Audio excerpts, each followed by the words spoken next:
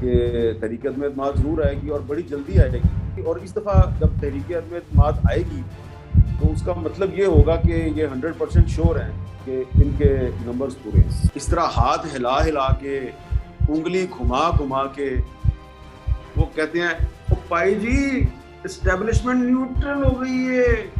कहते हैं, "अच्छा जी, आप सही कह रहे होंगे। यकीन कैसे आ गया आपको कि एस्टेब्लिशमेंट न्यूट्रल होगी?" तो कहते हैं, "बस, वो न्यूट्रल हो गई है।" और मौलाना फजल रहमान साहब भी कहते हैं कि न्यूट्रल होगी। मौलाना साहब ने खुद मुझे कहा कि न्यूट्रल होगी। वो काफ लीग के एक अहम रहनुमा थे, उनको मैंने कहा कि भई अगर आप ये समझते हैं कि वो न्यूट्रल नहीं है और अभी तक वो इमरान खान के साथ हैं, तो फिर फैसल वाडा डिस्क्वालीफाई कैसे हो गए? अब मुस्लिम लीग नून के एमएनए का अपार्टमेंट है पार्लियामेंट लॉजेस में, वहाँ पे पहले एक आया पीटीआई वाला, फिर दूसरा आ गया पीटीआई वाला, फिर तीसरा आ गया पीटीआई वाला।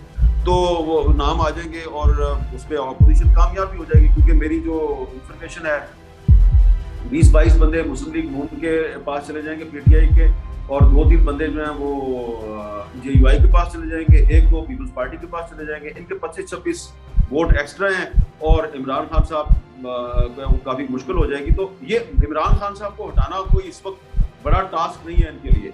जो कुछ मेरे साथ और मेरे पूरे ख़ानदान के साथ हुआ है वो जनरल ज़ियाउल हक के दौर में भी नहीं हुआ और परवेज़ मुशर्रफ के दौर में भी नहीं हुआ, ये इमरान खान के दौर में हुआ है। और अगर इमरान खान साहब की हुकूमत नहीं रहती तो फिर आप देखेंगे कि यही इमरान खान होगा और उसकी पार्टी के लोग होंगे कि जब हम उस नई हुकूमत पे तनकीद करेंगे तो फिर ये हमारे लिए तालियां बजा रहे होंगे, लेकिन तब तक हमें ये समझ आ चुकी होगी